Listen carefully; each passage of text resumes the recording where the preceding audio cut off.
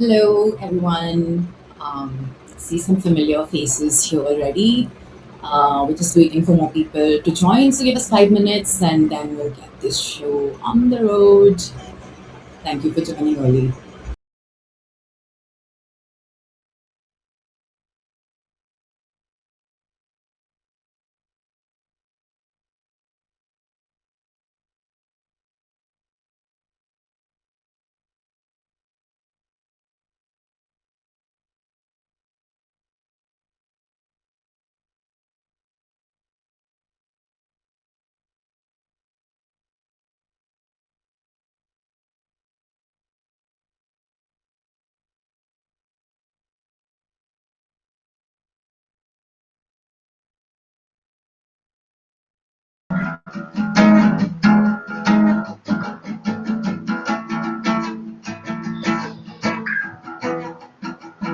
Oh, am I on?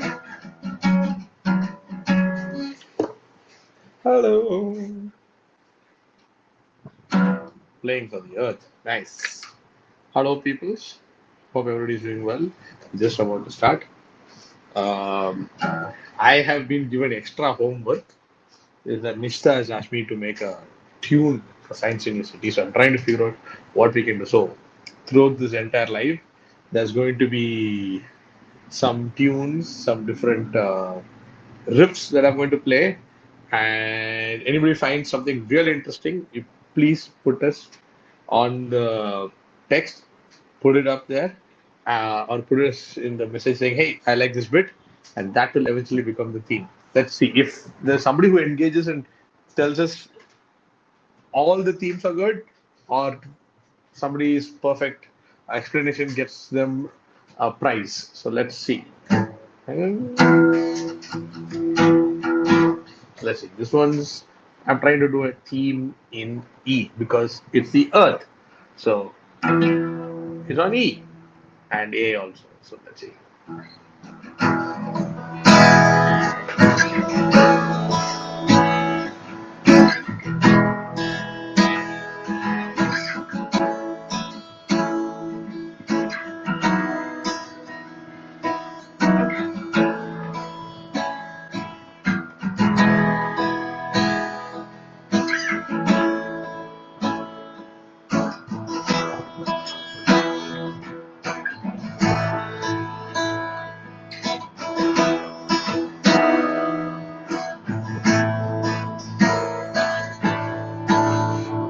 And we can fish out those. It's like a news article. Hey, hi Kavya. That, thank you. For opening with a lovely little melody, and this is definitely in my shortlist for Science University's upcoming sting, courtesy Berty. So, thank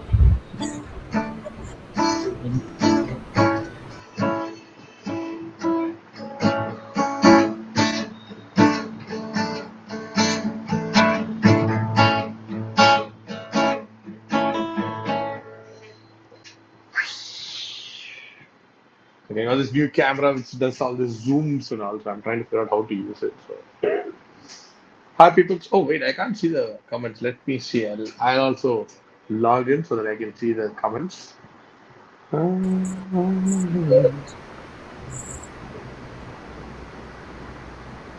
We've got 12 people here already.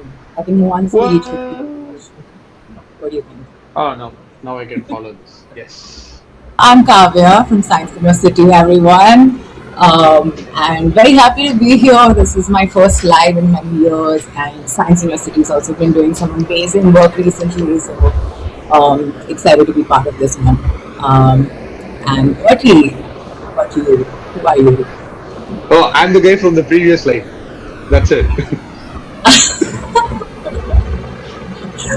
So people know you're good with the guitar and with melodies.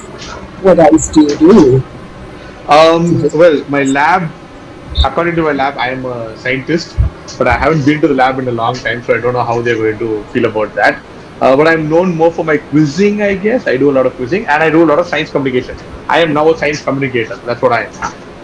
yes, yes. That's great. We are also here to talk about a lot of things that are somewhat related to science, but I think there's a lot of culture and art and music and a lot of other explorations that humans have made recently that are close to the earth, close to climate. Not all about science, but science would not be where it is without all these fields also inspiring people, motivating us to do a lot of cool things in life, and a lot of those cool things will be coming up in this life. So, yeah, that's Yes. yeah. And you're gonna start with something really cool. So I'm very excited about this.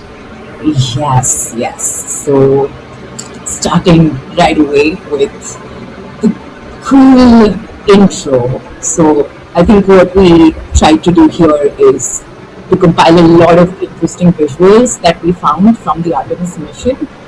This is the Artemis 2 mission. There was one before this, but this is the first one where people, human beings, actually went again towards the moon after some 50 years. So it's a very big deal. And here we're going to do a little show and tell walkthrough of beautiful pictures. I mean, we're not experts here, but we want to highlight our favorites because a lot of Earth features coming up. So, Yeah, can I just say why this is very important? Why this is so cool? Because I think what we are not, it doesn't strike us as very interesting because hey, this we've been watching this, we know this. What's different is because this is yeah, the first time that we are having pictures taken by humans. Every single picture you've seen is either computer generated or taken by a satellite, or it's from a movie, or it's from some documentary. Right? We are so used to seeing pictures of Earth, of space in our movies and popular culture that we become desensitized and normalized to the fact that we are actually seeing pictures of our planet from outer space. yeah, yeah. So this is Over fantastic. So guys, 100,000 yeah, what's kilometers. coming up is uh, Yes, let's have a look. I think ooh, this first one is pre-mission. This was taken when the testing was happening in 22, and we can see what they were aiming at right here. The moon and the rockets also standing right there. Quite a cool picture. This oh, is from, fantastic. yeah, from this mission, the Artemis 2 mission. What a beautiful little I'm trying to move myself from covering. But this one's called Peak of Earth or Earth Peak. So I think they're trying to go for the little poetic headline here as well, but truly a stunning photograph.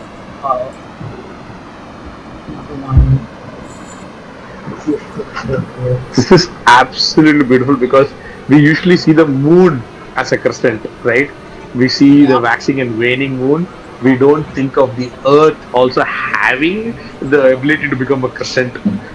yeah. We always see the bright side of the Earth because we want to see all Yeah, the surfaces, and that's the, I guess, perspective we see the most. But this is a beautiful one too. this is Uh, absolutely beautiful. Yeah. Woo-hoo. yeah. Same but different. Just like Unique perspective. yeah. These the quotation mark while text is from NASA itself. Like it's the wordings they've chosen for each of these. I would recommend seeing this in a tilted view because I think it's a much more familiar sight to us in that way, like the sun and the earth and the ground itself. And it's gorgeous. It's incredible.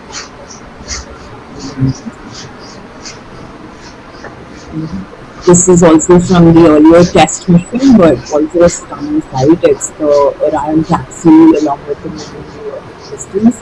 And from this perspective, like seen from the point of view of this camera, it's also like the moon looks much bigger than the Earth, and the Earth is incredibly getting smaller. Yeah. So it's a very interesting, trippy little sight.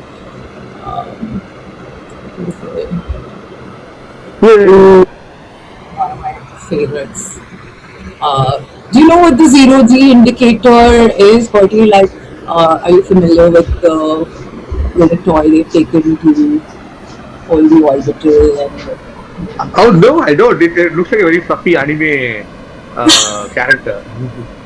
yes, well, I think it does perform the role of being cute and giving everyone in the spacecraft a lot to, feel nice about and warm and soft and cushy, but the main job it is going out there to do is actually act as a zero gravity indicator. So anytime that it is a zero gravity environment in the It cabin, just this floats. will just float around and, spread joy, I guess. Yeah.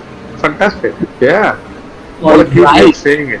Yeah, instead of just having a flag or something which goes up and down, I mean, might as well make it fun and make something that is cute.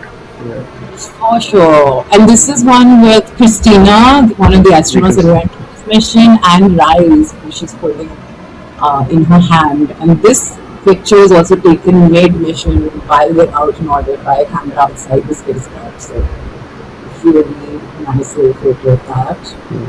Snoopy. Yeah. Snoopy was the toy that went out on the earlier test missions of Artemis. So, before Rise, there was Snoopy doing the Well, same. Snoopy travels on all missions. So Snoopy is kind of the unofficial mascot for NASA. So every astronaut, I think after Neil Armstrong and co, after Apollo 11 pretty much gone there, they actually get Snoopy badges and stuff like that. So it's very cool. It's Okay. you get very very rarely those badges on eBay, and they're worth a lot. And they're badges which went to the into space and come back. Amazing.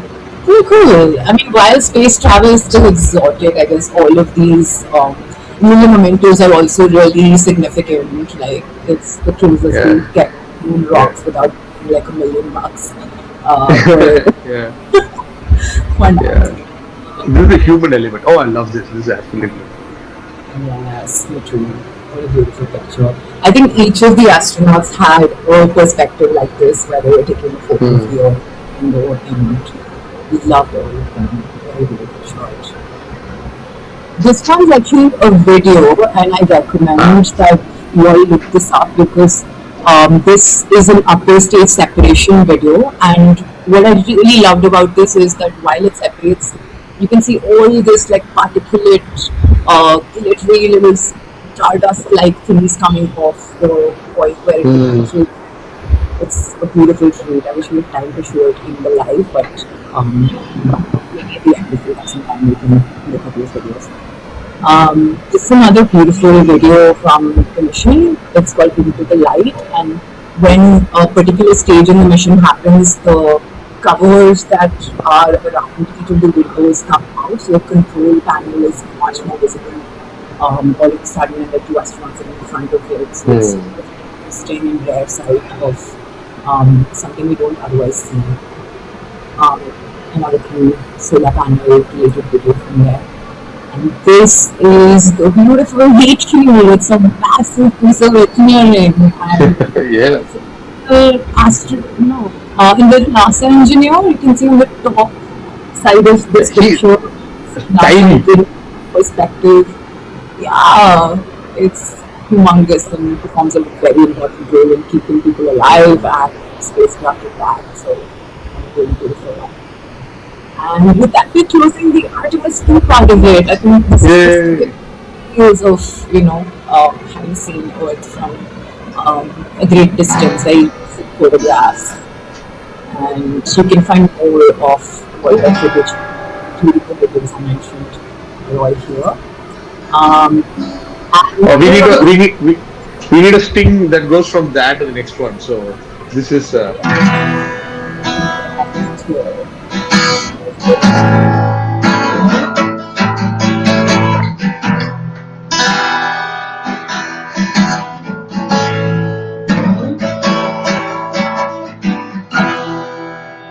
that's it. Now somebody there would recognize this, and it's slight thematic because this is uh, second reply. So that's Home and Breathe from Dark Side of the Moon by Pink Floyd. So yeah, so that's a small sting that brings us from the moon back to home. beautiful. And I think they are also one of the artists that comes front of mind because they've been talking about the moon, singing about the moon for a long time, and Yeah. they have some really popular hits. So thank you for that. That's beautiful. Yeah, and this year Nice. Earth Day Yeah. is something interesting. I think the way they phrased it is also pretty empowering to people who are not in giant organizations or establishments. So the theme is Our Power, Our Planet. And this is the theme that's dictated by the organization globally that actually runs the Earth Day um, festivities, celebrations. There's so many ways to Yeah. put it. Awareness primarily, campaigns, important messaging, all of these things have come out around Earth Day because I think it's a good time to talk about the planet. Since the Yeah. 70s, it's been a tradition of actually discussing socially. All communities, every member of the general public can be involved in conversations, activities, movements around Earth Day. So pretty cool. I think the official organization has some stuff on this URL. I don't know if there are any currently also still active. I think there will be some in the evening today and tomorrow, but this QR is where you can find all the events across the world that are happening today on Earth Day. So Yeah. And most of these will also last for a bit. It's not just today. Some of these might start today, but make sure that you're yeah, on top of things because lots of exciting things will happen. Yeah. true that, true that. And with that, we are ready for the first round of trivia. I think we had Oh, some music, we had some yeah. visuals of it, some Yeah. sentiment, and I mean, like every time I'm there, there's going to be a quiz. Okay. I'm just going to give you like, you're not having me without having a quiz. So, we'll yeah, have a nice, we'll have a sting for that.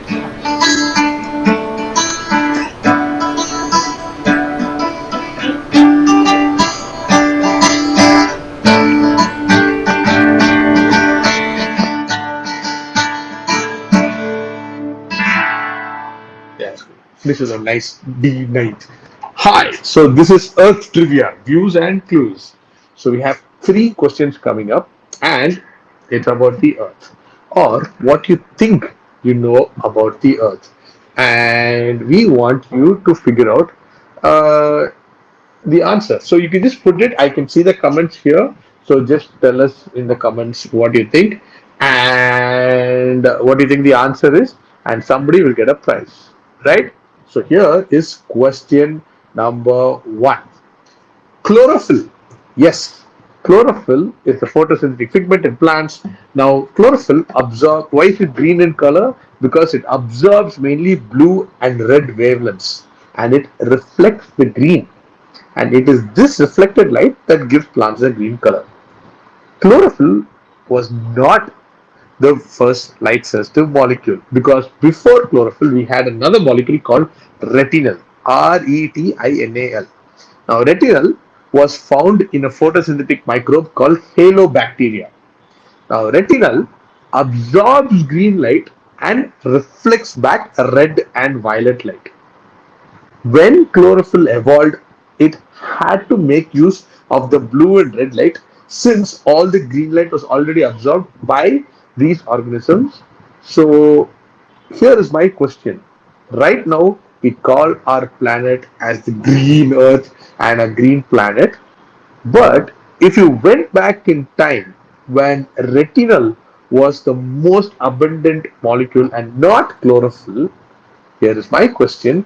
What color would the earth have been? It wouldn't have been green, it would have been dash. That's the question. So I'm looking at the comments now. Let's see. Basically, just put some color. Put your favorite colors and let's see who gets this one. What color would have, I mean, obviously the blue would have been there with the water. What else is there? Okay, somebody says orange. Fellow McLaren fan, I think. Okay, White Fang of Konoha says blue. Well, the water is already blue, so that's not it. Water, come on, let's give me some.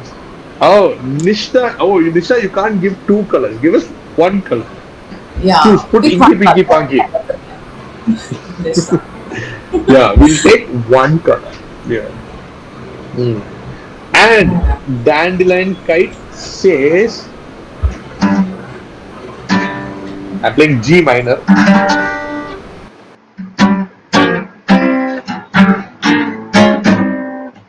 It's right.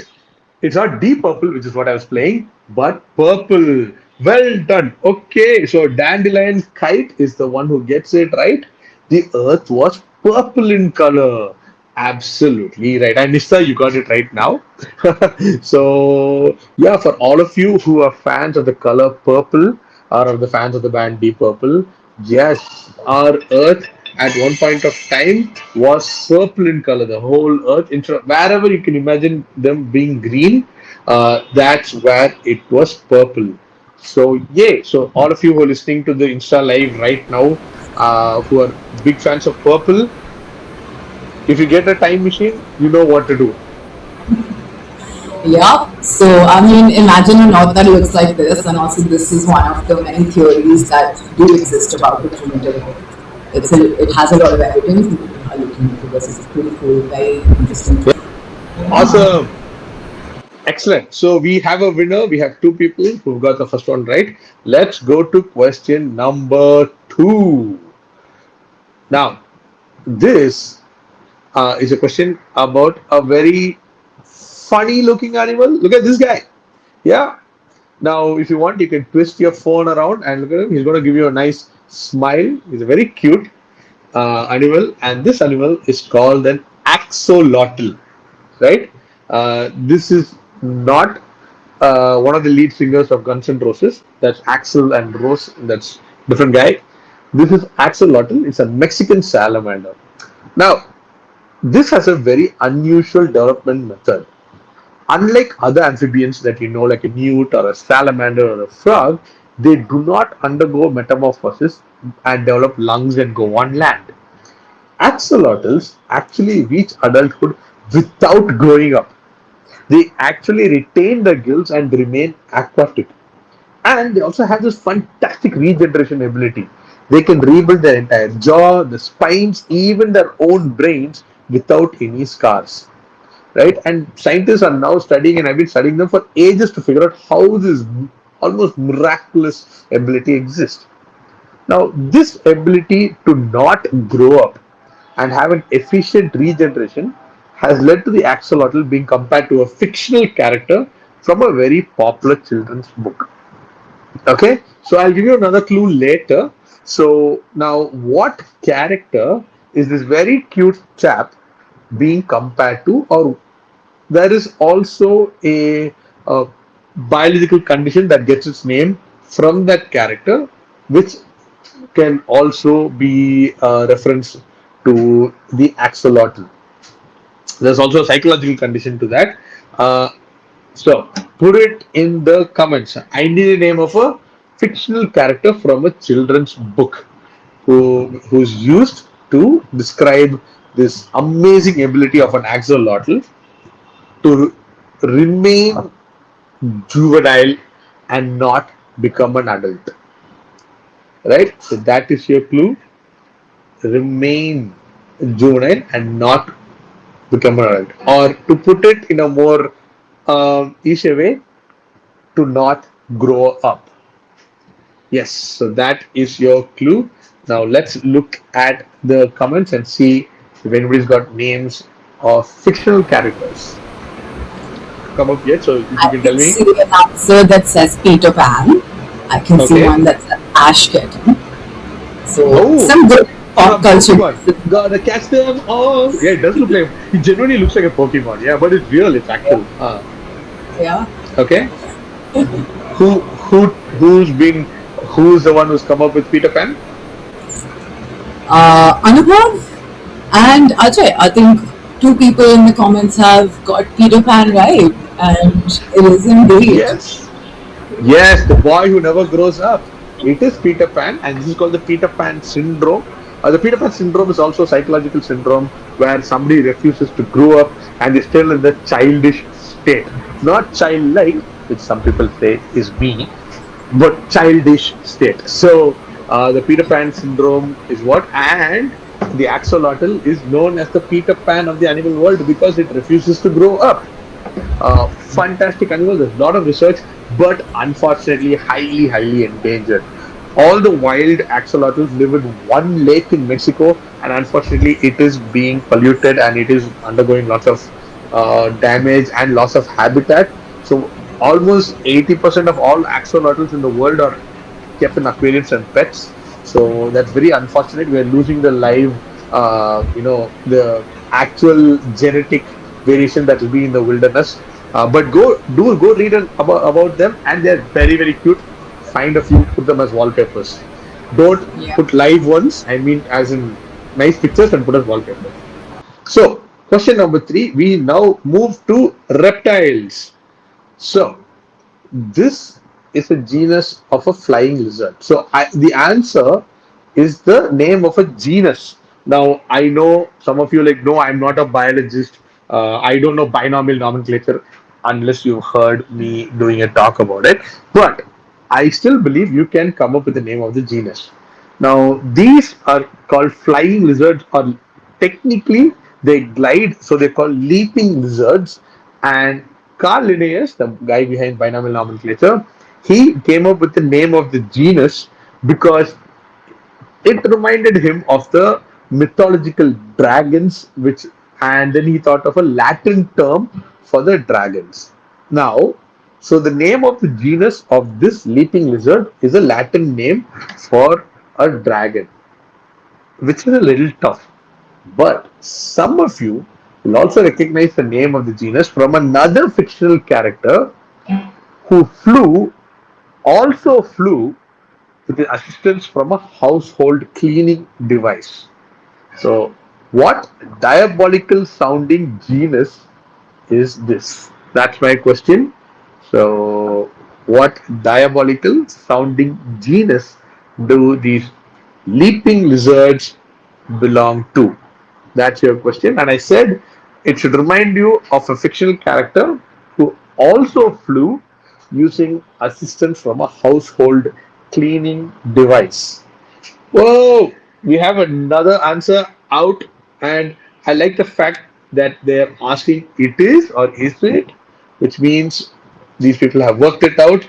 Yes, that's absolutely right. Dandelion Kite, Atul, and Anub. This is Draco or Draco, and we're talking about Draco Malfoy. Yes, there he is. Fantastic. Yeah, he's quite hard if you ask me. And if he's going to leap around on a broom, come on, you're there to watch it. And Draco is also the name of the genus of all the lizards which leap out and glide. Fun. Yeah. Flying lizards. Just go Yeah, back, forth, and see if there's any yeah. jumping that's happening from that side. Okay. I think that's what Trace said. Oh, great leaping lizards. So yeah, Yeah. there we go. Well done. Good job to all those. Parthiban Selvam also. Well done. You all figured it out. Good job. Hey, you know binomial nomenclature now. Congratulations. Oh, that's a nice little plug. Any further explanations for what binomial nomenclature is a pun for? Bertie? Oh man. So I just recently did two talks, one in Mysore, one in Chennai, and one in Bangalore, three, about binomial nomenclature. And I have it's not a talk, it's more of a rant where I call out all the scientists who make funny names and name animals after Beyonce, after Mick Jagger and such. It's a fun thing. I'll do it again in some city. I think one's coming up in Pune. So if you want to know more about this stuff, follow Science in Your City because they will tell everybody whatever I'm doing whenever I'm doing. So if you want to know more about stuff that I do, yeah, plug. Yes. How's that? Very natural. That's very neat segue. Yeah. Very natural enough to think, if you become friends with Science University, there's like a lot of things we can explore in terms of events and things to do. So Bertie is one of the people that has also supported us and encouraged us and supported us really hard from the start. So really happy to also now be doing cool things. And in other news, I think there is a guest in the waiting room that we've been Oh, predicting for a I'll bit. play an intro. So since we are talking about lizards, I'm going to channel the Lizard King Jim Morrison, and while we invite our special guest, I'm going to be playing Roadhouse Blues because this person has spent a lot of time on the road gigging. So welcoming our special guest.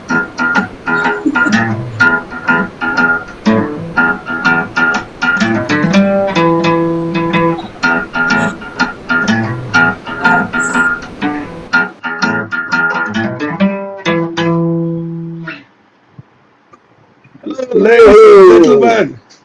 Who is this person? Wow.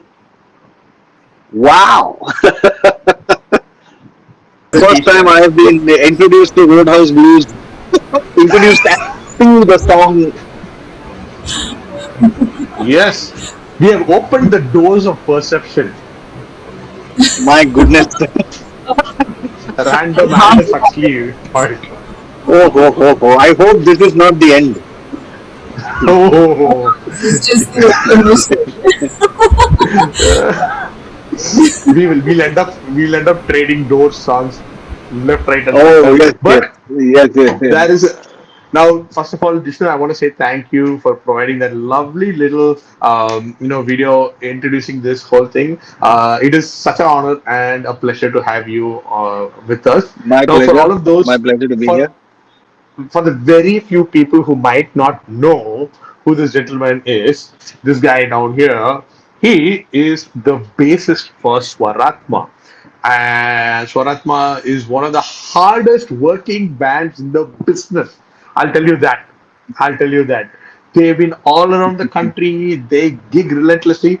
They will play sold out stadiums, and the next day they'll be playing in one small school in a village, right? And they'll have the same vibe, and everybody will be up. I've seen old parties, I've seen small kids dancing and doing lots of stuff. So we love Swaratma.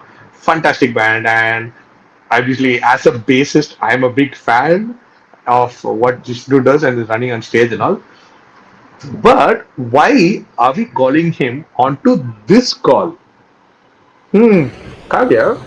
It's a good Today also. question. Uh, I think the reason is A, that they're amazing artists. I've seen them live in Bandland in 2024, and each of them has personality and enthu and energy like you wouldn't believe. And if any of you haven't seen any of their music in their lives, please do check it out. It's so much spirit and spunk and energy. That's the first reason. And the second reason is also that I think they've done a lot, and maybe a lot enough to lead in some ways the circularity aspect of events and music experiences. So I know that there's been an entire year of like touring in 24 where they did actually do a solar powered like tour. Yes, Yeah, yes, so yes, that's right. it's Tell us beautiful. about it. Tell us about Yeah. it. What, how, and why did you do it? Oh, okay. So that's an interesting story, and to tell you that, I first have to tell you about our friends at the Telco Foundation. Telco Foundation does a lot of work in what they call decentralized renewable energy (DRE), where they enable rural entrepreneurs with decentralized solar power. So think chili pounding unit, tailor unit, cobbler shop, barber shop, small farmers, people like that who usually cannot depend on grid power because in many rural areas it's not very reliable. So Selco Foundation helps people like this access government funding schemes, technical aspects, setup, maintenance for rooftop solar for each of their businesses. So we were brought on board to write a song about their initiatives. And that was one way for them to communicate what they do. And so what we did is we went to Hubli, Dharwad, places like that. We roamed around. We met all of these people. We hung out in all of these places, and we tried to understand what the effect of renewable energy is on their lives. And we came up with a song that is about this entire process. And the song is called Dhoop, which is the Hindi word for harsh sunlight. Interestingly, there is no word for harsh sunlight in any of the Western languages. All sun related words are very warm and positive. Sunbeam, sun ray, sunlight, sunrise. All of that is very, very nice. But every South Asian language has a word for harsh sunlight. Veil in Malayalam. There is Rod in Bengali. There is, of course, Bisil in Kannada, and there is Dhoop in Hindi. So the song Dhoop talks about how it is actually a force for good. तो धूप की नगरी धूप के घर है धूप की छैया है धूप नदी है धूप ही नैया धूप खिवैया है. That was the song that we wrote for them. And at the end of that entire process, in conversation, we asked, hey, so all of this is fine, but do you think you can power a concert? So they said, okay, well, how much power do you need? And we had no idea. So we asked our engineers. So they came back with a number and a rating. And we used that, worked with our sound vendors and technical partners, and created a spec for how much power a gig at, let's say, a Phoenix Market City might need, like a mid-sized show for about 1,000 or 1,500 people. And they said, okay, I think we can do this. So we worked with an energy startup. We worked with venues like Phoenix. We worked with a ticketing agency, production agencies.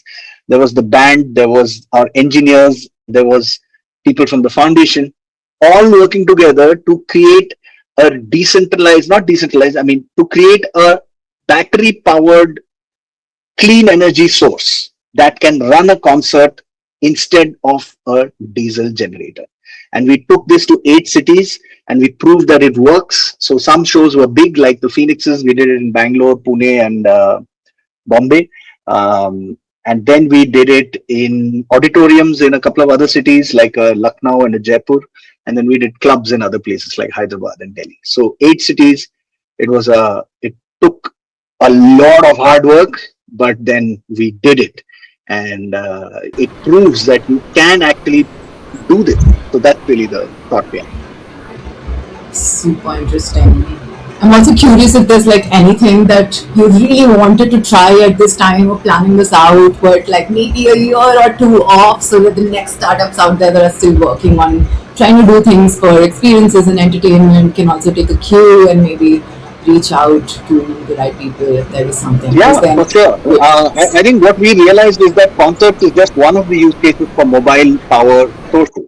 You need it at, let's say, destination weddings, or you need it at film shoots. You need it at various kind of places. In fact, on one of the tours, we realized when we were waiting to take off from one of the places, one of the cities, there was a mobile generator that was powering the plane at that time. It's a diesel generator that's powering the plane before the APU was started. So there's so many situations where you can do that. And though in some places we charge from solar fields, in many other places solar energy is not easily available. Like in Mumbai, you can go to a Tata Power and say, I would like certified green energy. They will provide it to you. But in many other places, it's not possible. So we charge in places like Lucknow, we charge from the grid. In places like Chandigarh, we charge from an EV charging unit, but that's still cleaner than burning diesel. So yes, we definitely need a lot of infrastructure to support this. But the onus is actually on the fans. The onus is on the people who want to come to concerts, who should be given the information that, hey, this is a sustainably powered concert.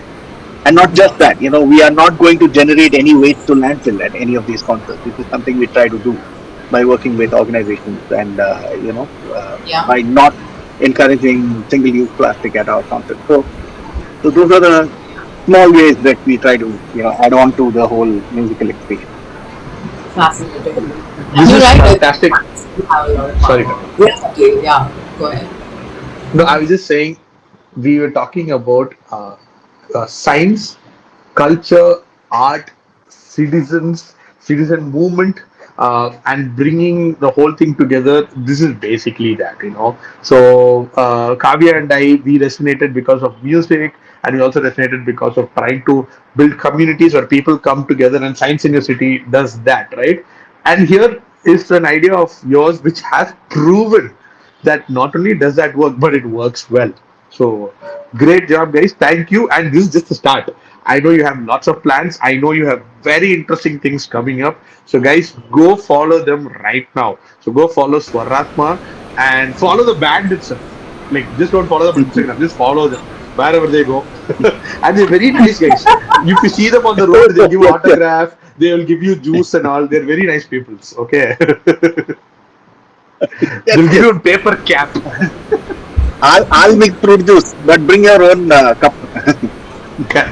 Bring tumbler. Take one steel tumbler. Tumbler. And he will fill the Take one tumbler. That's it. Yes. Awesome. But I Thank have you to say, so much. Yeah. I was following this. I learned about Science in the City thanks to you, Bertie. I've been following them since, and I was following the entire live until you brought me on, and it's fascinating. The conversational tone, making science accessible, making events around science accessible. I mean, people in my family were wondering what I was doing. I sent a link to everybody. So, I think it's really fascinating to see how you can demystify or make accessible things that unfortunately, this is one of the great peeves that I have, especially with, let's say, and this is a cue for you, Bertie, perhaps there is a way to identify how being geeky or nerdy or expressing knowledge on something is often considered cringe. And I think this is a very, this is a counterproductive trend. The fact that you know something, or the fact that you find something interesting, should never be used against anybody. It should be encouraged. It should be, and for me, my greatest hero in this is Ross of Friends. And if we will do a supercut of all the times that people look down on him, or they pull his leg because he's just stating a fact, or he's just demonstrating whatever knowledge that he has. Why? I mean, and so this is why I feel like, geeking over some beautiful picture that has been taken by a human being who is for the first time in so many years on the other side of on the dark side of the moon, and then linking that back with culture and playing the introduction to Breathe. Man, I love you guys. Amazing. It's completely unplanned. I'm so happy you got that. Oh, I'm so glad. Thank you so much. And obviously, full nerding out, geeking out. So I'm happy. Thank you, Jishnu. This means a lot to us and to everybody who's watching. Yes. So we are all nerds in some way. We're all geeks in some way. We nerd out and geek about certain things, but become part of the community where we teach you how to nerd out and geek out about everything. Everything and anything is open, right? Science is Amazing. not only about chemistry and physics and zoology. No, it's also about entire fields. It's about genres. It's about how you feel. It's about different senses. So I'm so glad we are doing this. Yes, Thank keep it you, up, Vishnu. and we are all here to follow and cheer you along. Thank you. Such Thank you so appreciation for much. that. Wow, that is so cool. Yeah. One of my actual hero. So cool. I remember the first time after a gig I went to like Vishnu sir. So sweet. Yeah, similar to what they've been doing with their circular music experiences, there's also a global band called Earth%.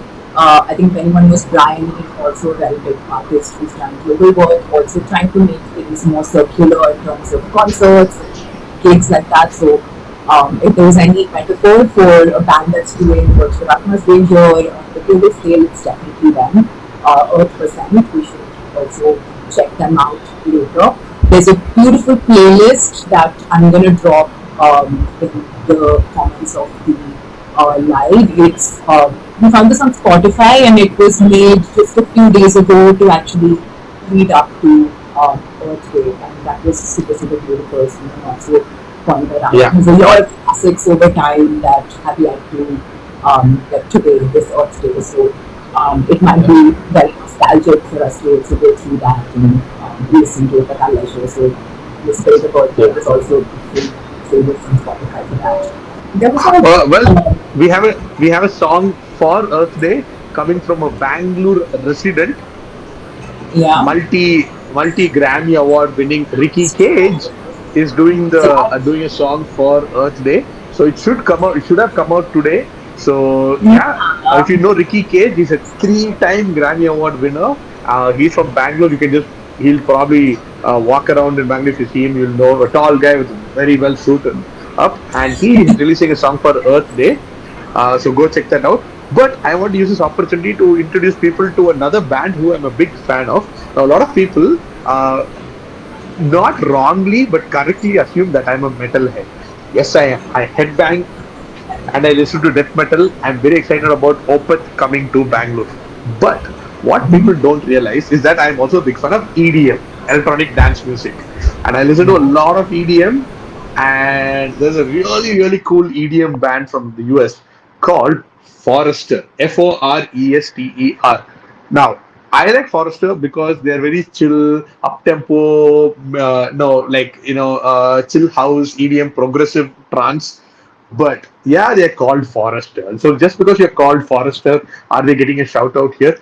No, they're actually doing forestation, not afforestation, but forestation, because they did a tour where they matched the streams of their songs with the planting of saplings. But not just any saplings, they actually did some research and figured out what are the plants that are native to the place, what are the plants and trees and shrubs and bushes that are missing, and planted those. So if their song gets like about 35,000 streams, then they put 35,000 plants there. So cool. So that is Forrester. They have a lovely YouTube video. They have some live songs. Go check them out. It's one of the songs you can listen to when you're on a long drive. It's just chilling. You can I listen to them when working. I listen to them in the lab. Forest is a very nice chill vibe. It's not too like full on hard techno. So I think you'll enjoy it. So go check out Forester. I think Kavya has been introduced to them and she also likes them. Yeah. Kavya, you're I on mute. Yes. like them. I think they have a very like some of the music felt a little slow but very soulful, and that's also rare in EDM to combine that kind of spiritual flow. Ooh, Okay, yes. cool. We are talking about. Oh, why don't you ask us about the GPBC? Yes, a lot of public were open to actually counting birds across the country, and there was a very interesting event pan India across 4 days to track the different kinds of species that are visible in bird walks and things like that. So around across those 4 days, there were over 7,000 sightings. But my question to you on this is, how many species were discovered from this bird count, the bird census of 2026, the Great Backyard Bird Count? There was one in the campuses and one across any public spaces that people want to go to. So, two censuses combined into 4 days. People across the country actually documented 7,000 plus sightings, so 7,336. But how many species of birds across the country were actually documented in this census? That's my question. Meanwhile, I'm also going to show you the cute little posters that they put up of like adorable birds that I don't know, all these like the cutest, Yes. uh, heartening invite to come and check out the birds of India. It's really quite thoughtful. Any guesses? Let's These see. are themes that went, like just two of them were covered by the Hindu after the census, but beautiful. I think there were 1,400 bird walks across those 4 days. Okay. Wild guess, 70. 70. Oh, So okay. that's a good guess, I think. Ooh, someone's got a lot closer. I think Yeah. 1,092 to 1,100 sounds about right. It was exactly that much. I think the published number was 1,090, and that is apparently 79% of all the species we know that exist in our country. So that's an insane coverage of 4 days. That is so cool. Yeah. Awesome. Thank you for that. White Fang of Kunaha. Am I saying that right? Is that like a pop culture? Yeah. That's an anime reference. Oh, I am so out of the anime. But yes, I will have this time on again. Thank you, Parth. Yes. So this is one of them. I think if you want to look at the results, or there was actually another cool thing, the Ferguson College news. We saw another one that the Ferguson College campus census, the people did a walk in the path of bird, like a bird-shaped path on the map, because eBird also tracks the sighting based on the geolocation. So these guys did a walk around Ferguson College or something with the shape of a bird. I was really trying to find the actual map where they showed this, but it didn't have all the points pinned down in the map. I think you have to be an eBird user to see that. But Mhm. really cool, really cool. It's actually pretty cool. We think that in a city you won't see too many birds, that you'll have to go to the wild, somewhere in the forest and all. But urban areas have such good birds. Like I live in Mysore and there's a hornbill outside my house every other day, and I'm like, I get so excited. Yes. A hornbill is exciting, right? It's like an officially exotic Yeah, bird. yeah. Yeah. Yeah. Okay, let's go to next question. Oh, this is a beautiful question. I hope all of you have cleaned your mobile screens because this is going to look really well. A picture that many of you may be familiar with if you like going trekking or stargazing or anything like that. But there is actually an observatory somewhere in India that this is also taken near, and here are some pictures of crews that have gone there. I think this one is Indus Dispatch. People have gone there so many times and taken some taken visuals from Also, this. we have to say this is not CGI. This is not. This is an Yeah, actual photograph. yeah. I think the graininess may have been added, but there's absolutely nothing faked about it. I think the basic amount of editing we give to any photograph is as much as this is, but it's all the Yeah, long exposure, like photography, and nothing about this is fake in the fake. sense of I aged. Exactly. That's really beautiful. So the question here for this one is, um, there is this village that is in Ladakh, and it is at a height of about 4,500 meters. I think that's the point at which this is. But it is also the first dark sky reserve, like a global dark sky reserve in India. So, does anyone actually know which reserve is this by name? No. What's the name of the reserve? Yeah. And at this point, oh, we're getting some answers. We have Dandelion Kite again coming in with the right answer on Yeah, time. Hanley. absolutely. Okay. And this is an astro reserve. I learned only last year what this actually is. Like, I knew there were places in the earth where this was possible, but now it's also a matter of conserving it, because climate is part of the conversation. We have to think about that. So we're also trying to preserve places like this and not destroy them with pollution or anything else. And this is now officially a astro reserve in the country. It's think across thousands of square kilometers, 1,703 square kilometers of protected area just for this observatory, which is beautiful. People are, of course, allowed to visit, and there is also an influencer who has done a beautiful recent blog around the Hanley Observatory, and this person is called Talking Travel. And they did a reel and a two-part YouTube blog about Hanley and the things that members of the public can also do when they choose to visit, go for travel, etc. So, I mean, do check that out. I'll also be dropping those links in the comments later. Really cool. And I think personally, I we give a shout out. yes, absolutely. I mean, we saw the earlier picture, but this is also beautiful pictures from a specific person who is based in or near Hanley, right? Yeah. In Ladakh. Yeah, yeah. He is in the. Okay, so ladies and gentlemen, let me introduce you to my good friend. I'm happy to call him a good friend, Dorje Naitung. Dorje Angchuk, if you want to follow him on Instagram, who puts up these pictures. Please go check it out. He actually is one of the 10. He's actually the only Indian in the 10 IAU, International Astronomical Union astronomers, who's been selected.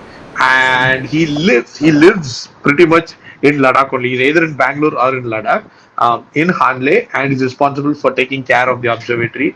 Wonderful person, and just his Instagram is open for people. Go follow it. And here's the best part: if you ask nicely, he will send you a full high-res PDF of the photograph, and you can put it up in your house. I've done it. Yes. He's very, very sweet. He's got some amazing photographs. Be nice to him and get him a coffee or something. He's a jewel of a person, gem of a person. I hope if you meet him outside, go say hi to him. Yeah. Wow, that sounds so great. And I am already plotting to go at the end of this year. I want to go right now because of the heat, but I think I'll have to wait a few months before I go. But Oh really, man, really, I completely get it. Yeah. yeah. Also want to do a time check, buddy. This is like Okay. now a sci-fi conversation with everybody in live, but since there's still 10 people that are here, I'm wondering Yeah. if we can do the last part of this, which is mostly focused on citizen science stories and a Yes. lot of climate adaptation in another segment that is sometime this month, but not today because I think we've already taken up an hour and I don't want to push you or anybody else here, but we got carried away with a little details and we have a lot Yeah. more details to share, but I'm wondering if we should do it all at I once. absolutely, absolutely. Yes, please go. In case this is the last quiz question and we can resume this live in Yeah. a way. Favorite of mine, kind of, because I've lived in Bombay and it's close to my heart, but there's also an amazing person who now for decades has been driving a certain beach cleanup in Warsaw. Anyone who's been to Bombay has probably heard of this beach cleanup. And over the years, they've done some incredible work non-stop of 579 weeks. But I'm wondering if you all know how much trash has actually been picked up since they started in 2015. They started picking up trash every week since 2015, and it's now been 10 and a half years since they started.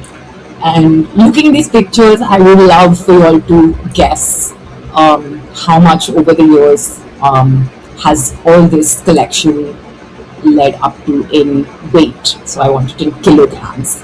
Just saying, if anyone has guesses to share.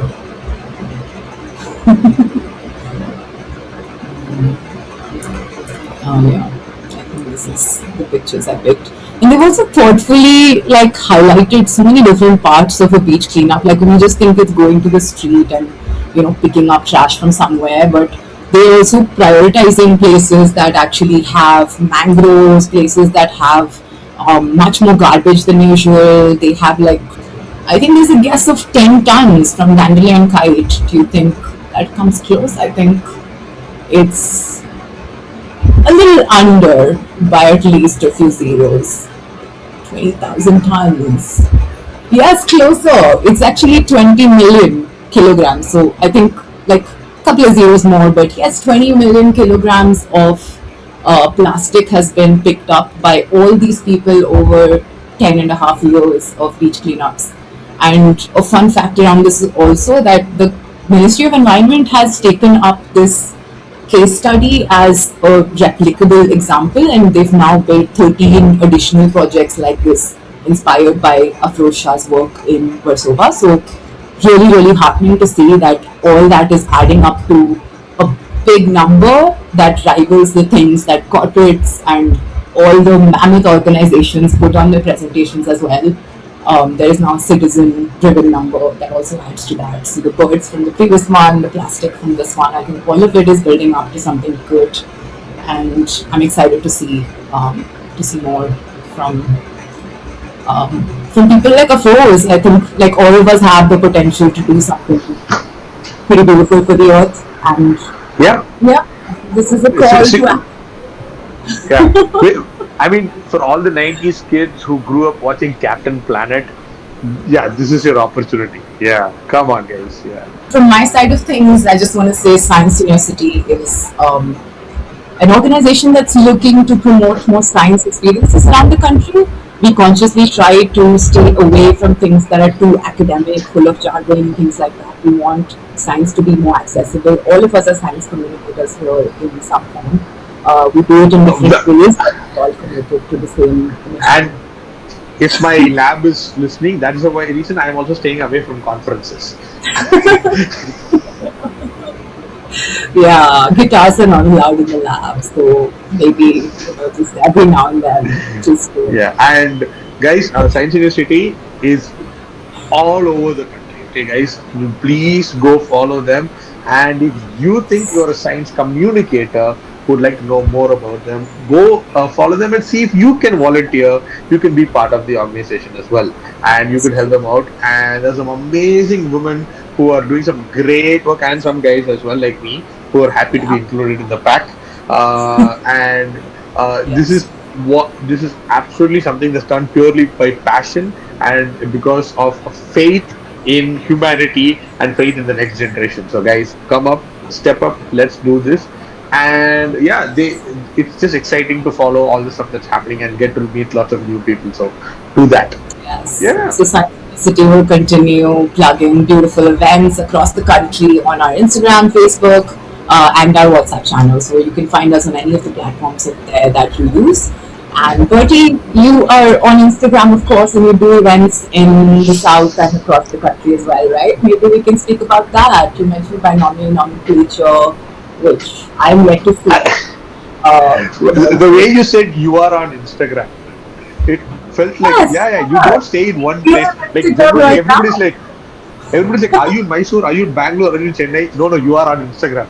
Yes.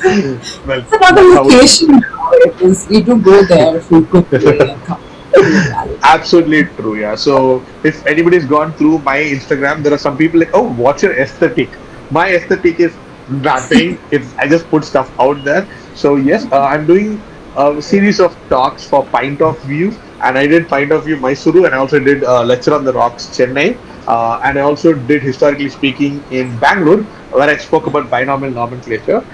It's a personal thing of mine. I have a bachelor's degree in zoology from the American College in Madurai, and from that time onwards, I have since the days of Gerald Durrell, I've been invested in scientific names, and I love etymology. Right, so etymology, the study of words and word origins, and scientific names come together. Binomial nomenclature, the science of studying why certain animals get their names. I love it, and it sounds like the most boring thing on earth, and it's the farthest from that the truth. And the truth is, it's very very exciting, lots of fun. And it's a 1 hour talk where I do lots of comedy, and I also there's a lot of rants, and there's some double entendres which some people go. So Yeah, yeah, so if you ever yeah, see one of it coming up, come and say hi and you can watch. Yeah. But yeah. there is a pint of science coming up on May 18, 19, 20, where across the city, actual scientists are coming to a pub near you and talking about their actual science. And Kavya, if I may, I just got the mail about half an hour back. I think I can open this up right now. I have been invited to Pints of Science across cities, but I think I'm doing it in Pune. So Wow. it'll be on one of those 3 days, May 18, 19, 20. I'll be in Pune. And ladies and gentlemen, boys and girls, and also any pets who are listening, my talk for the first time is actually going to be about the work that I do. And I'm not talking about binomial nomenclature, I'm not talking about history, I'm not talking about random science. I'm going to be talking about personalized genetic therapy, antisense oligonucleotide therapy, which is the science that I do in my lab. So this is my personal work and something that I've invested a lot of time in decades in on how you can figure out the future of medicine. Personalized genetic therapy. That's what the talk is about. And the challenge is I'm going to make it fun. I mean, yeah, I've already got the PPT ready. It's got GIFs, it's got memes, it's got shout outs to a lot of interesting fictional characters. So come and say hi. Come and if you're in Pune, follow one of Pint of Science or follow me, and I will see you there. Amazing. Thank you, Bertie. Thank you, all of you who joined us today. And on that note, I think we'll wish you a very, very, very happy Earth Day. If you have any diyas around you, please light it for the auspicious year to come. And we will see you again in the second part of this. I think we've defaulted to a part two, and I'm very excited to have that too. It's going to be around climate adaptation and climate citizen science. I think we covered some of Yes, that here. citizen science. Very interesting pieces that didn't get covered in the 60 minutes. So we want to touch on those things. And yes, happy Earth Day, everyone. And catch you Awesome. soon. Have a And great year. I shall play us away. You can Fade out.